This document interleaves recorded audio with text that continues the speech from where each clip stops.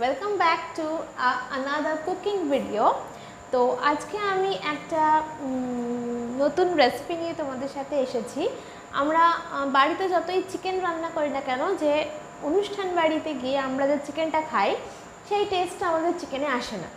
তো আজকে আমি তোমাদের সাথে একটা চিকেন রেসিপি শেয়ার করতে চাচ্ছি।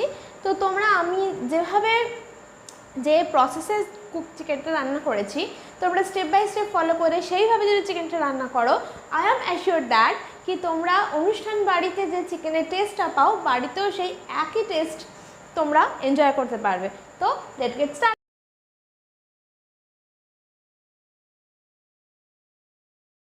চিকেনটা বানানোর জন্য আমি প্রথমে একটু বড় বড় সাইজ করে আলু কেটে নিয়েছি এবং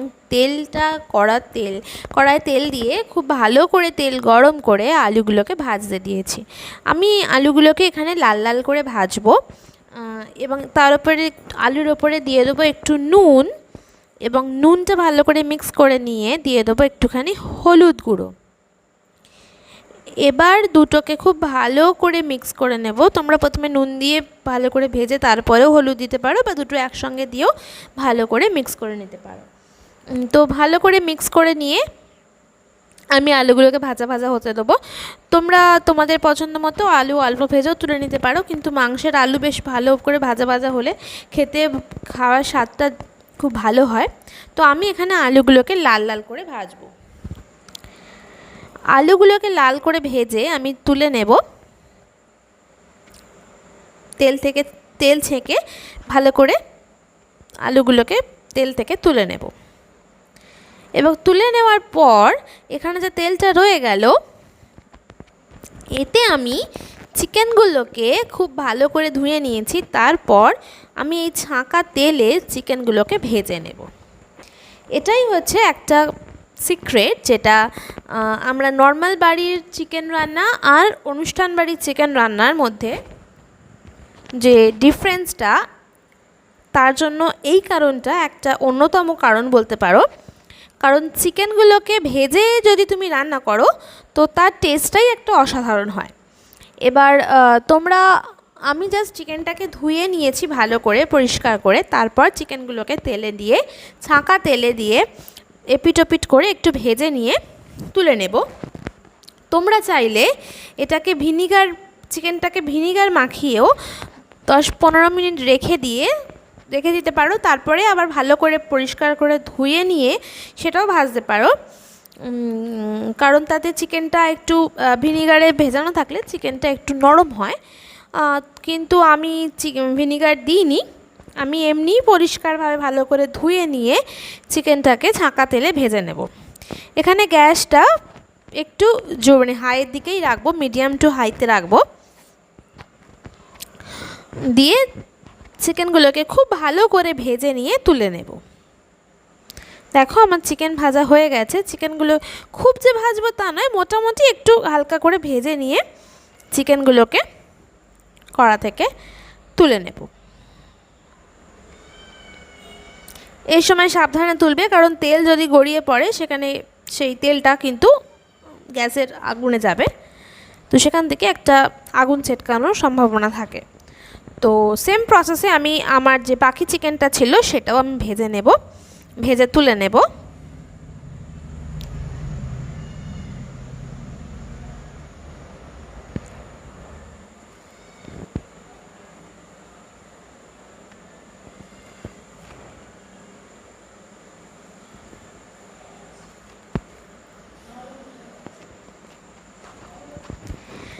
তারপর চিকেনগুলোকে তুলে নিয়ে আমি এখানে গোটা গরম মশলা ফোড়ন দেবো। দুটো লবঙ্গগুলোকে আমি একটু ফাটিয়ে দেব। লবঙ্গ, দারচিনি, এলাচ ফোড়ন দিয়ে আমি পেঁয়াজ এবং টমেটো এর মধ্যে দিয়ে দেব এবং দিয়ে খুব ভালো করে আমি পেঁয়াজটাকে এবং টমেটোটাকে ভালো করে ভাজা ভাজা করে নেব।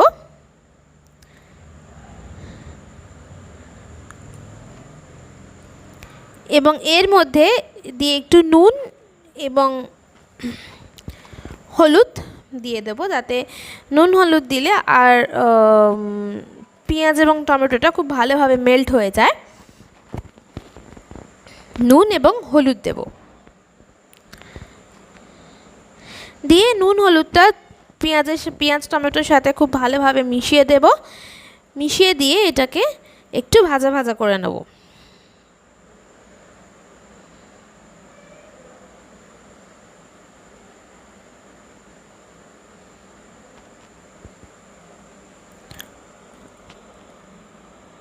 আর এর মধ্যে দিয়ে দেবো অল্প একটু চিনি। চিনি দিলে পেঁয়াজ ভাজার যে রঙটা সেটা খুব সুন্দর আসে।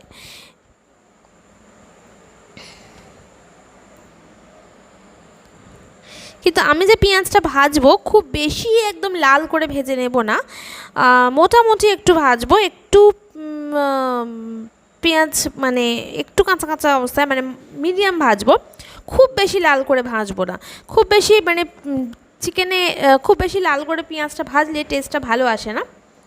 এর মধ্যে দিয়ে দেবো আদা রসুন বাটা। এখানে আমি 2 চামচ আদা বাটা 2 চামচ রসুন বাটা ব্যবহার করেছি।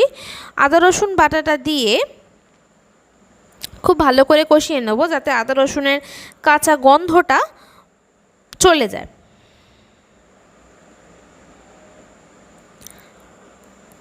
খুব ভালো করে আদা রসুন দিয়ে পেঁয়াজ টমেটোর সাথে ভালোভাবে কষিয়ে নেব।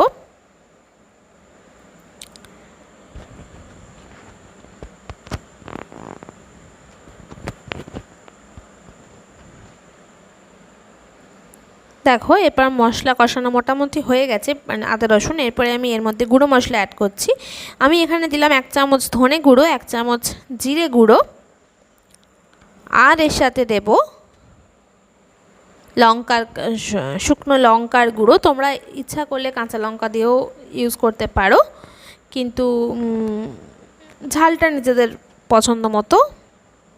আর দিলাম একটু গরম মশলার গুঁড়ো।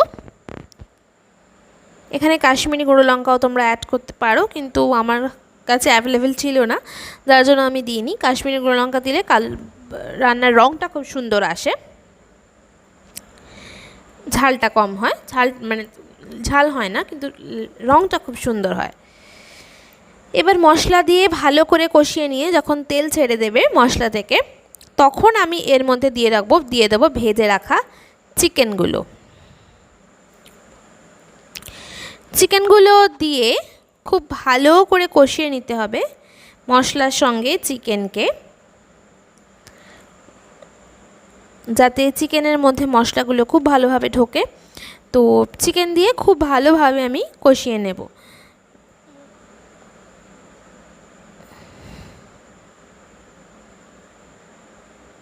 তোমরা দেখতে পাচ্ছ এখানে মশলার সঙ্গে চিকেন দিয়ে আমি খুব ভালোভাবে কষিয়ে নিচ্ছি।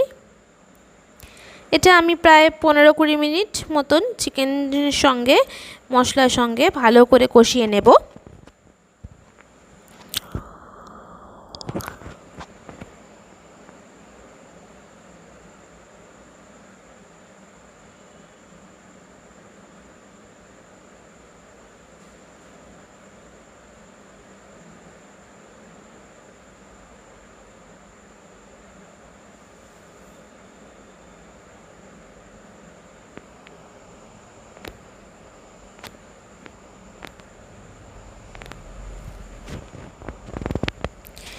এর মধ্যে আমি ইউজ করব বেশ 1 চামচ মতন টমেটো কেচাপ। টমেটো কেচাপ দিলে রান্নার স্বাদটা খুব সুন্দর হয়, বিশেষ করে মাংস বা তুমি যদি আলুর দম রান্না করো বা ঘুগনি, এই সমস্ত জাতীয় রান্নায় টমেটো কেচাপ দিলে তার স্বাদটাই পাল্টে যায়। তুমি যতই টমেটো ইউজ করো, টমেটো সসের একটা অন্যরকম টেস্ট আছে। তো সেটা দিয়ে খুব ভালো করে আমি মাংসের সঙ্গে মিশিয়ে নিয়েছি এবং খুব ভালোভাবে মাংসটা কষিয়ে নিচ্ছি।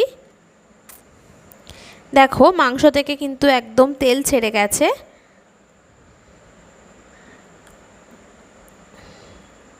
একদম একটা ইয়াম্মি ইয়াম্মি দেখতে হয়ে গেছে মাংসটা।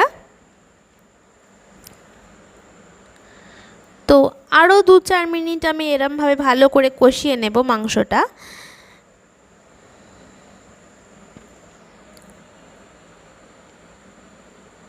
তারপরে আমি এর মধ্যে জল অ্যাড করব।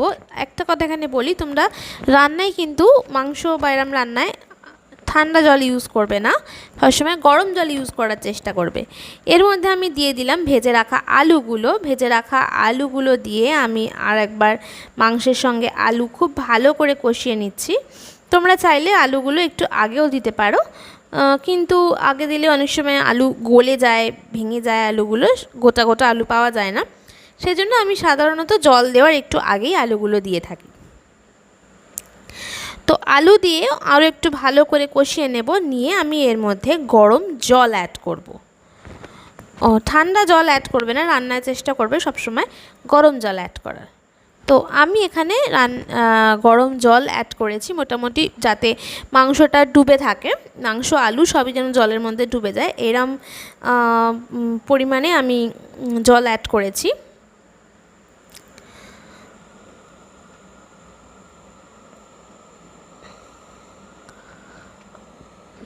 দিয়ে আমি চাপা দিয়ে ঢেকে দেবো।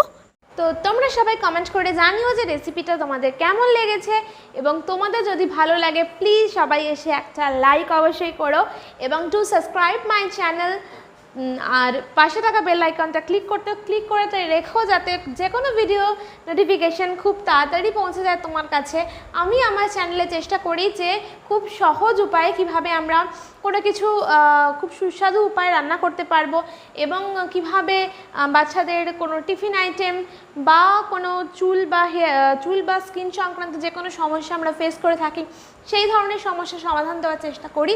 তো do subscribe my channel and please আমার ভিডিওটাকে লাইক করো এবং তোমার ফ্রেন্ড এবং ফ্যামিলির সঙ্গে শেয়ার করো, যাতে আমার ভিডিও থেকে যদি আমি একজন দুজনকেও উপকৃত করতে পারি, আমার ভিডিও দেখে তারা যদি উপকৃত হয় তো আমার খুব খুব খুব ভালো লাগবে। অ্যান্ড তো till then take care, tata.